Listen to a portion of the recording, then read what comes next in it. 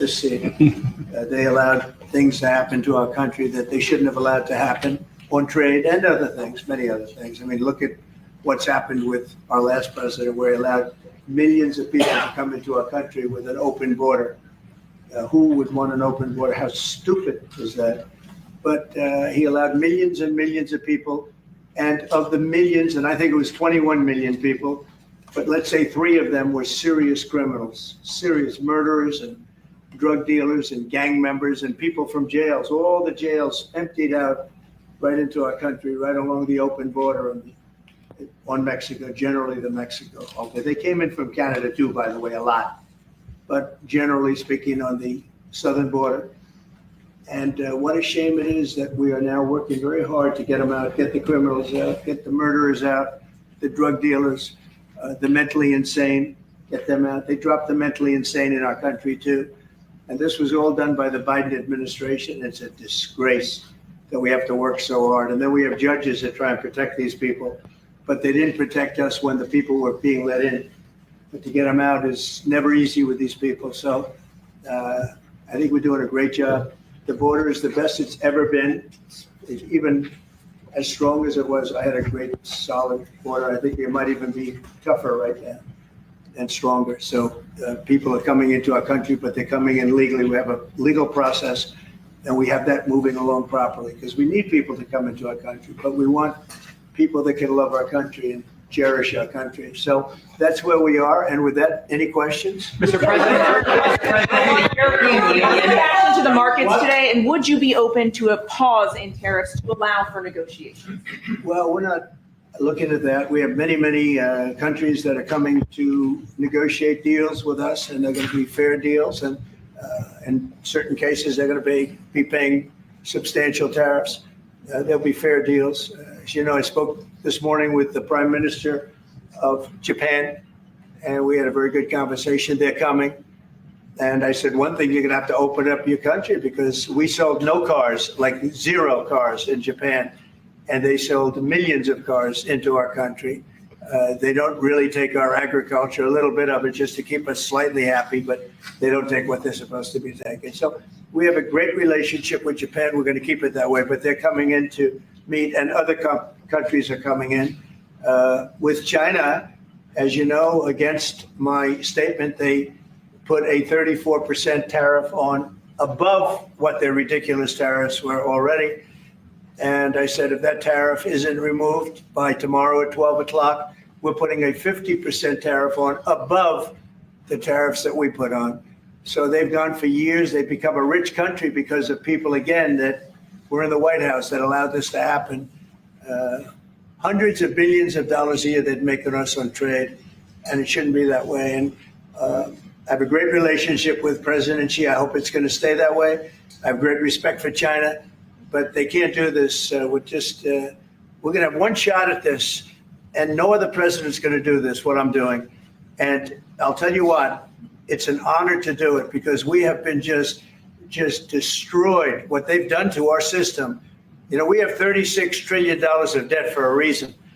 And the reason is that people allowed it to get that way. So we'll be talking to China. We'll be talking to a lot of different countries. And I think, you know, if we can make a really fair deal and a good deal for the United States, not a good deal for others. This is America first. It's now America first.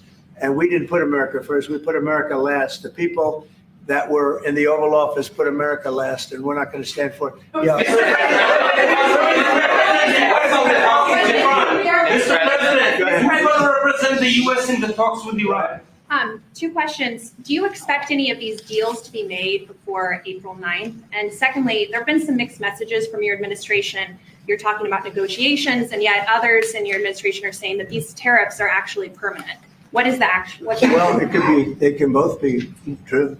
There can be permanent tariffs, and there can also be negotiations, because there are things that we need beyond tariffs. We need open borders. You know, we almost had a deal with China where we're going to open up China. It was almost done. Some of you remember it during my first term, and it was very disappointing. We ended up making a great deal. $50 billion worth of product was sold. $50 billion. You'd like that in Israel. And I made that deal, but it wasn't the deal that I wanted. It was The deal that I wanted was that, plus they're going to open up China so that our companies could go into China and compete with other countries and China for for a large number of people. And at the very end, that deal was terminated, and we went to a piece of the deal. And so there are a lot of things outside of tariffs, but tariffs are very important. But there are a lot of things like opening up countries that were totally closed. China's essentially a closed country.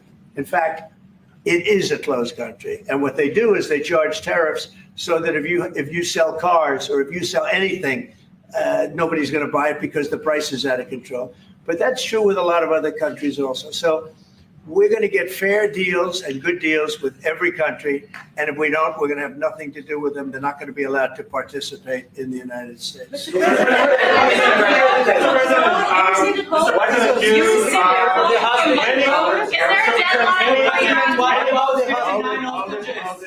President, We have time. This gentleman is all day long. Mr. President, thank you for the chance. Go ahead. Many of Palestinian Americans who voted for you and not for Biden because you've promised them to end the war in Gaza. Very honored by that vote, too. The war is still going on and there's no hostage deal. Do you have any update on that? Well, I'd like to see the war stop, and I think the war will stop at some point that won't be in the too distant future. Right now, we have a problem with hostages. We're trying to get the hostages out. We got quite a few of them out, but it's a long process. It shouldn't be that long. We have a big problem that we've done. I think I'll ask Pete to maybe talk about it for a second, because a lot of people are asking. The Houthis, we've been very tough and very successful militarily.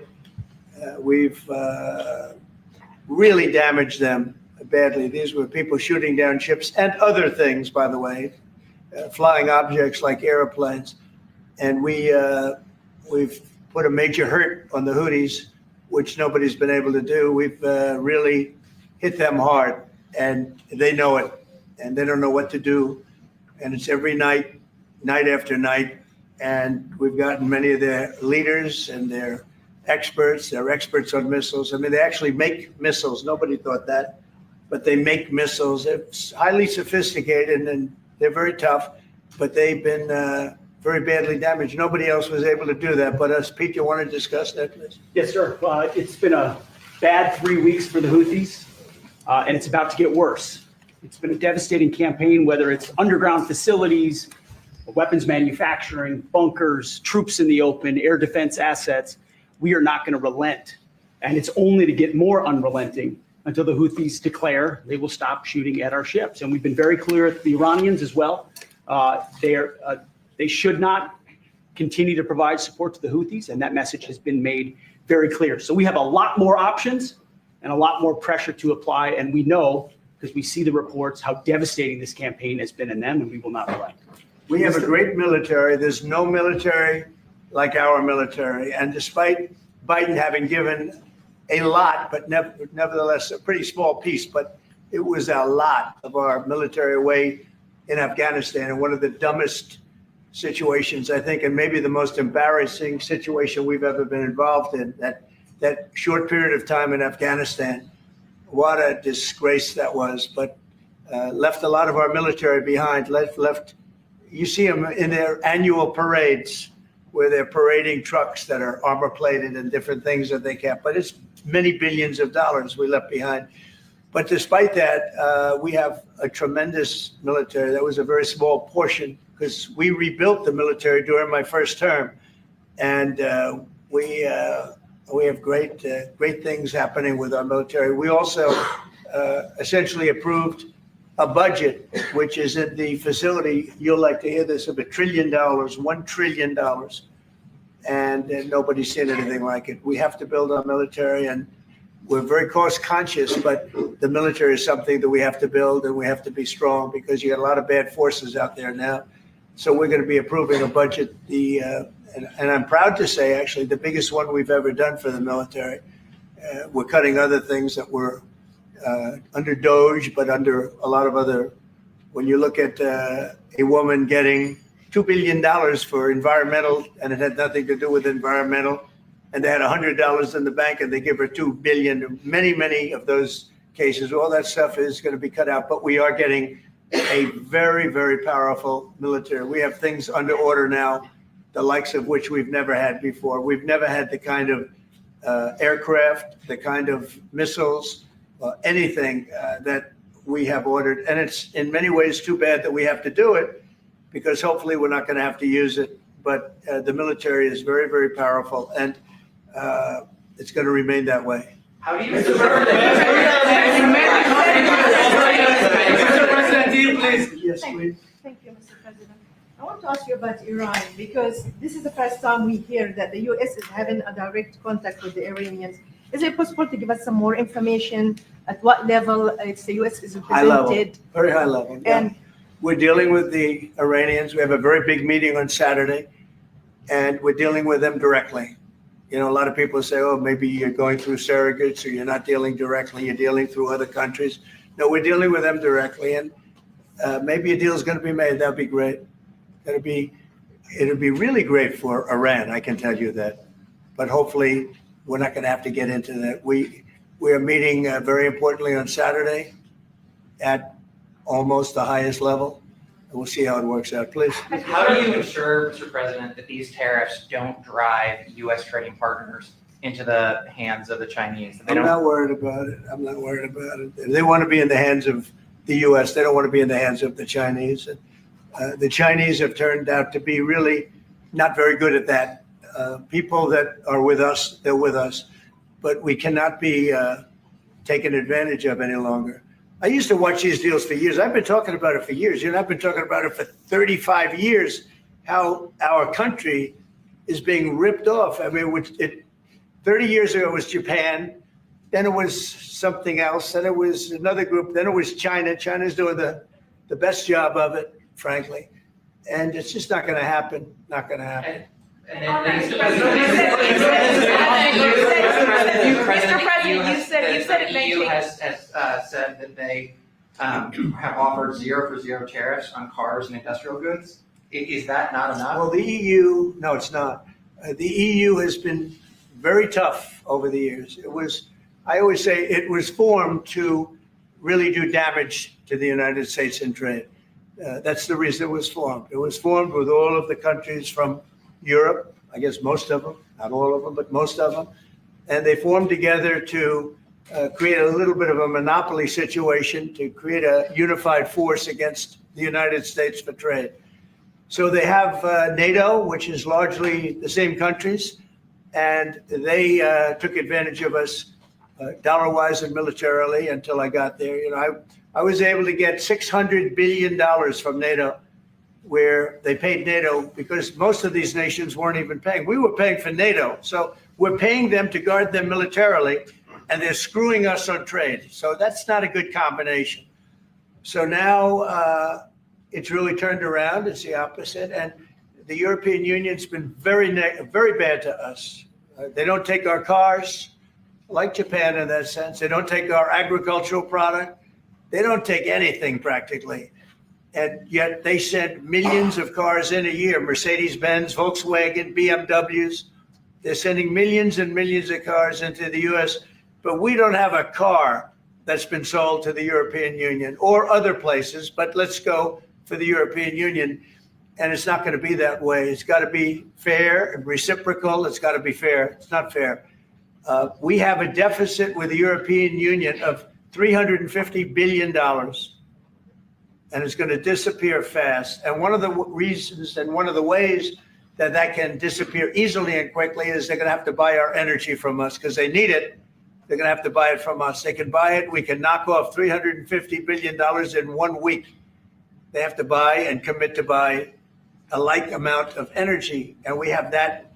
You know, we have more energy than any country in the world. I don't know if you know that. He knows everything, but the one thing he may not know, we have more energy than any country in the world. We have more of every kind of energy, every form of energy, from oil and gas to coal. And people talk about, I call it beautiful, clean coal. As you know, Germany is opening up a coal plant a week. They tried the windmills and it didn't work. They tried all the other solutions and they were ready to go out of business. Now they're doing a coal plant a week. China is now up to 2 coal plants. They're opening 2 major coal plants every single week in China, all over China. and that we're not allowed to use coal. Well, we have clean, beautiful coal more than anybody else. We have oil and gas more than anybody else. We have the most energy of any country in the world, including Saudi Arabia, including everybody, by a lot. And I took it to number one. We were number 3, and I took it to number 1 during my administration. And the reason that we were hurt so badly, and the reason that we went into such incredible inflation during Biden, is energy. It was also their bad spending, but energy, because they played around with this incredible thing that we had built, this administration had built, and the energy costs went through the roof. And when that went up, everything else followed. Now, if you look at what's happening, you got to see this today. I said, we're going to try and get groceries down, right? An old-fashioned term, but a beautiful term. Eggs. So when I got in, the press went absolutely crazy the first week. They said, eggs have quadrupled in price. I said, I just got here. Tell me about it. And Brooke Rollins and our team did a great job. And eggs are down now 79%, and they're all over the place. And this was a problem that somebody else would have taken a long time to cure. We have energy is down. We have interest rates are down. We have groceries, meaning food is down. We have everything is down at levels that nobody ever thought possible. Energy looks like it's going to be in the $2.50 a gallon range, and maybe below that for a car. So for gasoline. So we're really doing amazing. I mean, we're cutting prices because prices got so high, people couldn't live. I mean, the prices for groceries, the prices for standard groceries, standard things were going through the roof. They couldn't live. And now those prices are coming down. So call them groceries, but that's down, energy's down, and interest rates are down. Everything's down. And the interest rates, the beauty there is when we refinance debt, debt's become such a big factor in this country. We're going to start paying debt off with tariffs and other things. But it's such a big factor because the interest rate's so high. Well, now that's coming way down. So our budget's going to look a lot better because interest costs are way down. And I guess I've done that. Many Israelis are watching you now on live show. What is your specific way to getting the hostages out from the horrific captivity? We are trying very hard to get the hostages out. We're looking at another ceasefire. We'll see what happens. But we want to get the hostages out. The Israeli people want the hostages out more than anything. They want the hostages out. This man is working very hard with us to do that. I mean, I don't know. I hope he's being appreciated because he's been a great leader. He's working very, very hard on the hostages and many other things. And there are plenty of things you have to work on. It's a tough place in the world. I have a good partner. Yeah, you do have a good partner, and so do we. We're working very hard on the hostages.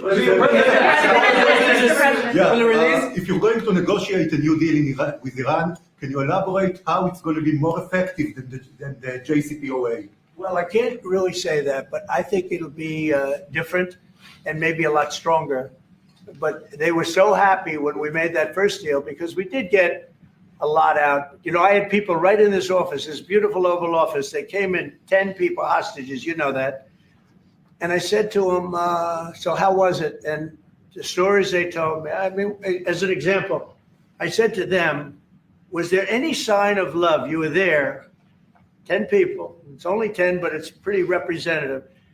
Did the Hamas show any signs of help or liking you? Did they wink at you? Did they give you a piece of bread extra? Did they give you a meal on the side you think of doing? Like what happened in Germany, what happened elsewhere. People would try and help people that were in unbelievable distress. They said no. I said all of them. I said, did they ever wink at you like you'll be okay? You're going to be okay? No, they didn't do that. They'd slap us. The hatred is unbelievable. And the lives, they lived in a pipe, not really a tunnel. It was a pipe. And they always thought they were suffocating. They were going to suffocate. And then they'd open up the pipe, and it was like 3.5 feet high. This isn't, we hear tunnels bad, but pipes are worse. And the stories I heard were incredible. But I just said, was there any sign of potential love or affection? And there were none whatsoever. It was amazing to me. There was nothing like, here, take this. It's a little extra meal or something. They lived like hell. I don't know. they seem to be, they were amazing to me because they seemed to be pretty normal. They weren't scarred, but I guarantee underneath they have to be scarred. And one was there for 356 days. Another was there for about 180 days, you know, a long time. These are people that have been really, really horribly treated. I've never seen anything like it, actually. I was very surprised to hear the answer. Thank you, Mr. President. Are there 2 or 3 countries that are on your list that you feel are farther along in getting their tariffs lowered? I think there are many that want to get rid of tariffs right now. European Union, I mean, as badly as they've treated us, they've brought their car tariffs essentially off. I guess they brought it down to 2.5, and I hear maybe to nothing. But it's not only tariffs, it's non-monetary tariffs. It's tariffs where they put things on that make it impossible for you to sell a car. It's not a money thing. They make it so difficult, the standards and the tests. They drop a bowling ball on the top of your car from 20 feet up in the air. And if there's a little dent, they say, no, I'm sorry, your car doesn't qualify. When the same car from Germany or anything would dent likewise, unless you can have an army tank, it's going to dent. So they come up with rules and regulations that are just designed for one reason, that you can't sell your product in those countries. And we're not going to let that happen. Those are called non-monetary barriers. They make barriers that are so tough that it's impossible to qualify. So tariffs are a big part of it, but there's another big part of it, and that's barriers. They also do something else. They manipulate their currency, and they drive it down. They want to drive it. They want to have low currencies. You know, it sounds better to have a high currency, a strong dollar or whatever, but they bring their currency down, and when it competes with our currency, it's very hard to sell a tractor. It's very hard to sell product because their currency is low and ours is much higher relatively. And so it makes it very hard. I speak to a lot of companies that do business, tractor companies, and they say it's so hard to sell because what they've done is they've lowered the yen or they've lowered the yuan or they've lowered their currency so that it's very hard to compete. We don't want that either. So we have a lot of things that we're talking about, but we're going to fix it properly, and it's going to be fair to everybody. And in the end, I think we're going to have a world that does a lot better, you know, but they have to respect the United States. And nobody but me would do this. Nobody but me would do this. You know, it would be nice to serve, a nice, easy term, but we have an opportunity to change the fabric of our country. We have an opportunity to reset the table on trade. We lose billions of dollars. We lose close to $2 trillion a year on trade. We lose $1 trillion a year to China, $1 trillion. We lose hundreds of billions of dollars a year on trade to China. We lose hundreds of billions of dollars overall, probably close to $2 trillion. Why would we do that? Number one, why would we do that? And then you have to say, is it sustainable? Then you hear about all of the people that say, well, deficits, if we have a deficit with the country, or if the country has a big surplus with us, like China has a massive surplus that they take and they spend on their military. Well, we don't want that. I don't want them to take $500, $600 billion a year and spend it on their military. I don't want them spending money on their military. And I shouldn't have to spend money. We shouldn't have to spend it either. Because, you know, hopefully, and I said this to President Xi, hopefully it's money that we're never going to use. In other words, because we're not going to use those incredible weapons that we have and that they have. We don't want that. So it's going to be very interesting. It's the only chance our country will have to reset the table. Because no other president would be willing to do what I'm doing or to even go through it. Now, I don't mind going through it because I see a beautiful picture at the end. But we are making tremendous progress with a lot of countries, and the countries that really took advantage of us are now saying, please negotiate. You know why? Because they're getting beaten badly because of what's happening. They're getting beaten badly. They're being devalued as countries. But it's the only chance we're going to have to reset the table on trade. And when we do, we're going to come out unbelievably well. We're going to have a strong country economically again. And we're going to have those factories that are empty all over the United States. We've lost 90,000 plants and factories. Think of this, 90,000, you wouldn't think it's possible, 90,000 plants and factories since NAFTA, which was, by the way, the worst trade deal ever developed, ever had by any country anywhere, NAFTA. And I terminated NAFTA. Everybody said it would be impossible. And I terminated it through Congress. We terminated it. You had to get it through Congress. It was a trap. It was a horrible thing. And we got it done. And we went to the USMCA, which was much better. The problem is they cheat. They cheat like crazy. Canada cheats. Mexico cheats. Just one of those things. But we are resetting a table, and we're going to have great trade. And we're going to have a very strong country. Our country is going to be at a level that has maybe never been, or maybe, our country was the strongest, believe it or not, from 1870 to 1913. You know why? It was all tariff-based. We had no income tax. Then in 1913, some genius came up with the idea of let's charge the people of our country, not foreign countries that are ripping off our country. And the country was never that kind of wealth. We had so much wealth, we didn't know what to do with our money. We had meetings, we had committees, and these committees worked tirelessly to study one subject. We have so much money. What are we going to do with it? Who are we going to give it to? And I hope we're going to be in that position again. Mr. President, do you plan to reduce the tariffs that your government put on Israeli goods, 17%? On where? On Israeli goods, the 17%. Do you plan Well, to we're reduce it? talking about a whole new trade. Maybe not. Maybe not. Don't forget, we help Israel a lot. We give Israel $4 billion a year. That's a lot. Congratulations, by the way. That's pretty good. But we give Israel billions of dollars a year. Billions. It's one of the highest of, and we give a lot of countries money. You wouldn't believe if I said we give Afghanistan a lot of money, didn't it? Because that was a Biden deal, another Biden deal. Not only did he embarrass us with that, but they give them billions of dollars, Afghanistan, right?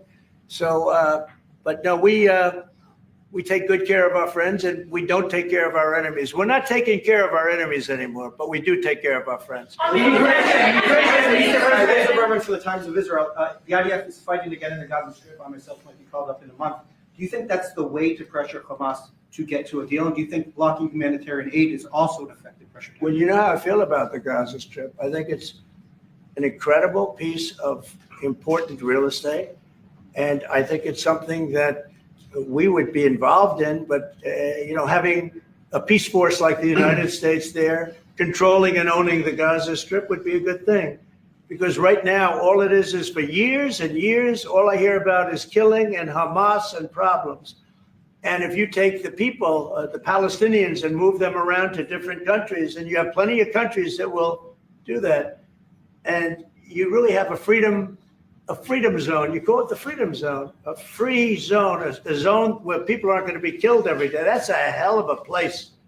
It's you know what I call it? A great location that nobody wants to live in, because they really don't. And when they have good living, real living, where Hamas and all of the problems they have, the level of death on the Gaza Strip is just incredible. And I've said it. I don't understand why Israel ever gave it up. Israel owned it. It wasn't this man, so I can say it. He wouldn't have given it up. I know him very well. There's no way. They took oceanfront property and they gave it to people for peace. How did that work out? Not good. Is the immigration, Mr. President, is the immigration plan still on the agenda? Which immigration? From Gaza. From Gaza. All it is a concept that I had that I think is good. And now people are copying it. Maybe you want to tell. People are talking about the Trump plan. Gee, why don't we do that? Would you like to answer that question?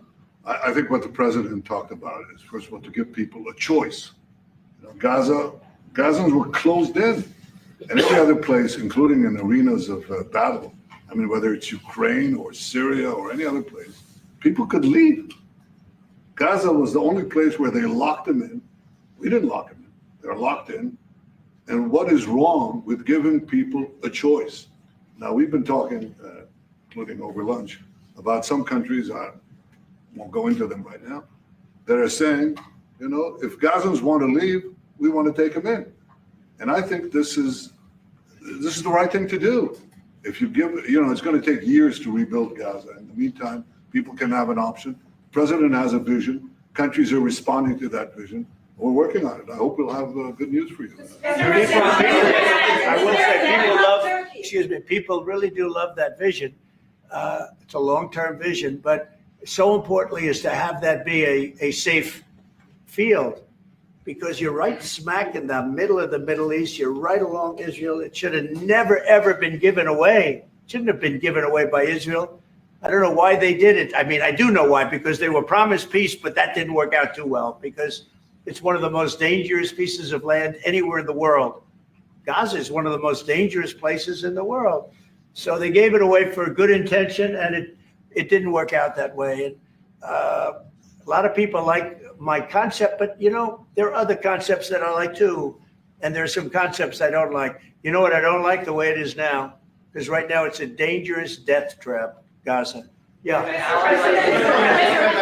Thank you, sir. Can you talk a little bit about your potential meeting with Vladimir Putin? Do you still plan to meet with him? Could that happen in Saudi Arabia? And maybe you could elaborate as well a little bit on not providing tariffs on Russia, sir. So the reason we're not talking about tariffs with Russia is because we're not doing business essentially with Russia, because they're in a war. And I'm not happy about what's going on with the bombing, because they're bombing like crazy right now. They're bombing. I don't know what's happening there. That's not a good situation. So we're meeting with Russia. We're meeting with Ukraine. And we're getting sort of close. But I'm not happy with all the bombing that's going on the last week or so. Horrible. It's a horrible thing. It's a horrible thing. Can countries negotiate to get below 10%? In terms of In terms of tariffs? tariffs, yes. Look, we've been ripped off and taken advantage of for 40, 50, 60 years. And the reason we got ripped off and the way they did it was tariffs. They would charge tariffs, massive numbers of dollars. And when you look at China, when I took over, it was at $507 billion they were making. I call it making. A lot of people say, oh, it doesn't mean anything. Having a surplus means a lot, in my opinion. It's almost like a profit or loss statement. And when I took over, it was $507 billion that China was. This is originally first term. And we were very, very tough on them because they were taking that money and they were building a military with it. Then when Biden came in, he let them get away with murder. He had no idea. I'll tell you what, that man had no idea what was happening, whether it was the border or China or anything else. He had no idea what was going on. And they went wild. China went wild. And the money they make is ridiculous, okay? It's just not going to happen. And hopefully we'll get along with China. If we do, that's great. And if we don't, that's okay too. But we can't let that continue, because that's an abuse. They abused the poor people that sat in the seat. That poor Biden, he was abused by them. They took advantage of him. And I'm surprised, they have smart people. They were radical left lunatics, but they're smart. I'm surprised they'd allow that to take, to happen. But we are going to bring great trade, and we're going to be fair to other countries. And I will say this, virtually every country wants to negotiate. If I didn't do what I did over the last couple of weeks, you wouldn't have anybody wants to negotiate. We would have gone to these countries, you want to talk? And they were, well, we don't want to talk. Now they're coming to us. They're offering things like even Bibi, and this is unrelated because it's a different kind of a relationship. But he started off our conversation today that he's cutting all of the tariffs. He's cutting everything. He's going to get down to a free base. He's going to do things that, in all fairness, other countries, if they said that, would have never even thought about doing it. Now they're offering things to us that we would have never even thought of asking them for, because they're experiencing a lot of hurt. And the hurt is that they've taken advantage of us and we finally fought back. Tariffs will make this country very rich. We're rich anyway, but we're rich in a certain way. We have $36 trillion in debt. I want to get rid of it. And we can do it quickly with proper deals. So when countries don't allow us to sell our product, but we allow them to sell their product. When they charge us massive amounts of money for the privilege of going into their country, those days are over. Okay. Yeah, go ahead. Me? Sir. Me? Yeah. Thank you, Mr. President. On Iran, two questions, please. First, if you can give us more details about where the meeting on Saturday is going to I take can't tell place. you that. I can just tell you there's a major meeting going on between us and Iran, and that'll take place on Saturday, and it's at top level. And the second question about this. A lot of people think that those talks are not going to lead anywhere because the Iranians Maybe will you're never right. give up. Sure. I think that's a possibility too. If diplomacy fails, is the United States under your leadership ready to take military action to destroy the Iranian nuclear program and remove this threat? I think if the talks aren't successful with Iran, I think Iran is going to be in great danger. And I hate to say it, great danger, because they can't have a nuclear weapon. So is that a yes? You know, it's not a complicated formula. Iran cannot have a nuclear weapon. That's all there is. So is Can't the have US it. ready? Right now, we have Military countries action? that have nuclear power that shouldn't have it. But I'm sure we'll be able to negotiate out of that too as part of this later on down the line. But Iran cannot have a nuclear weapon. And if the talks are successful, I actually think it'll be a very bad day for Iran if that's the case. Yeah. Mr. President, on manufacturing, Mr. President. Mr. President, was October 7th the death blow of the two-state solution? And would you consider classifying the Palestinian Authority as a terrorist organization for its continued paper-slate terror financing payments? So October 7th was a horrible day that some people, they deny it. Now, I can't believe they deny it from the standpoint of it. They do it because they think it's good politically. But I've seen the tapes. I've seen things that you don't want to see. October 7th was a horrible day, and it will go down as one of the really bad days in the history of the world. It was a horrible, horrible thing that happened. And they grabbed some of these people. I'll give you an example. When I was with the 10 hostages a few weeks ago, I said, so how many are there? 59. I said, oh, so 59, so we can get 59. They sort of knew the territory pretty good. And I said, how are they doing? They said, well, only 24 are living, the rest are dead. And these are young people largely. Young people don't die. You know, young people have an amazing ability to live. They can live through horrible things, but these are young people. And when they said that 24 are living and the rest are dead.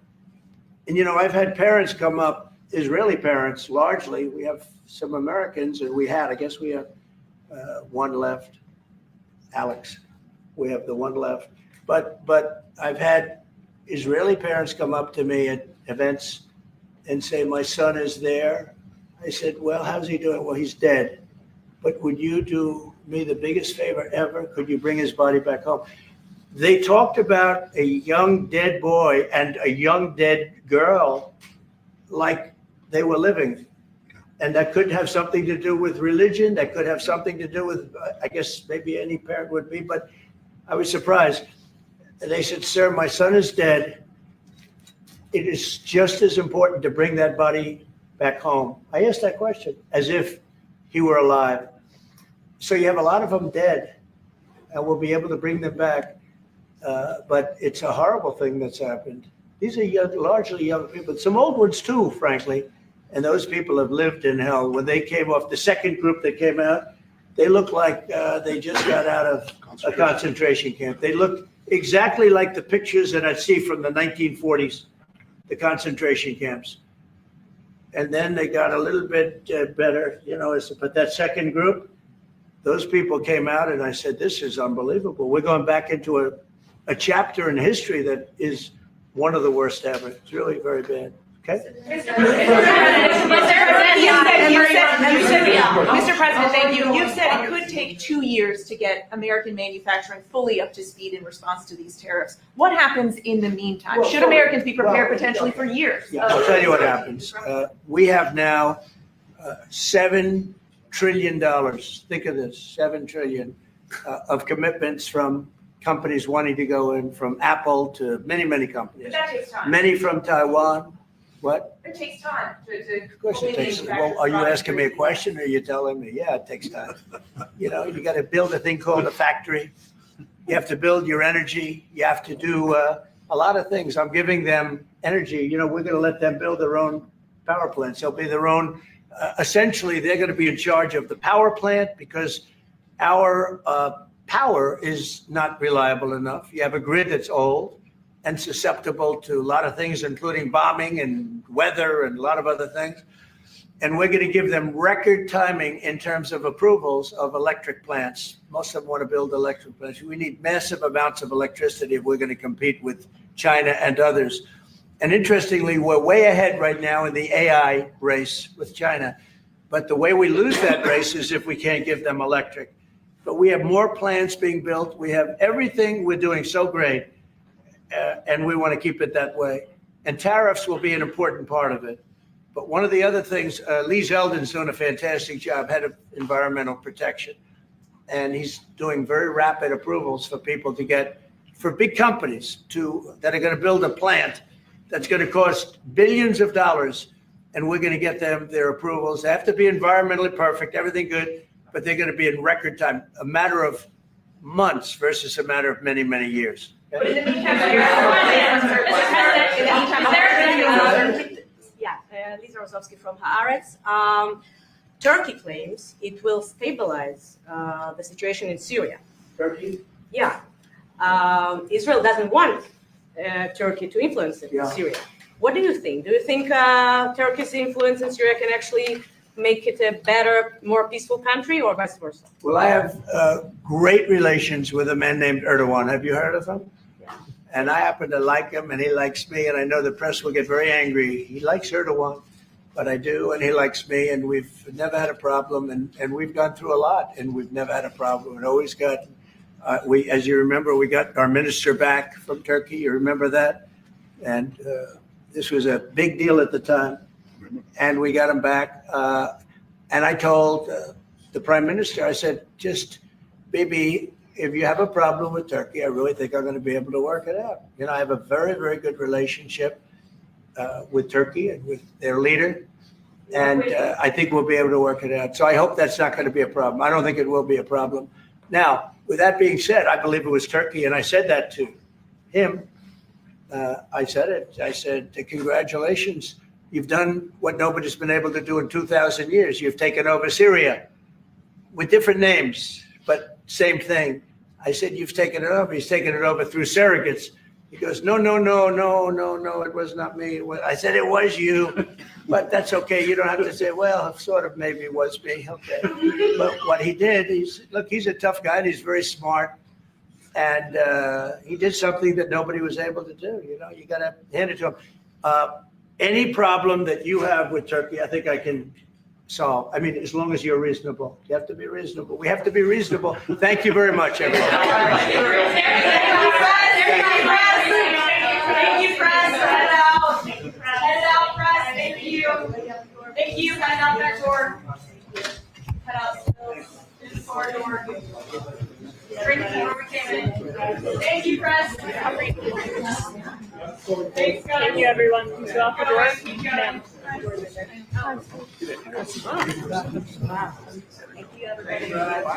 See, I tried to get a question in. Have a good day. Thanks, guys. Keep going. Keep going. Thank you. Next time in Israel. Thank you all.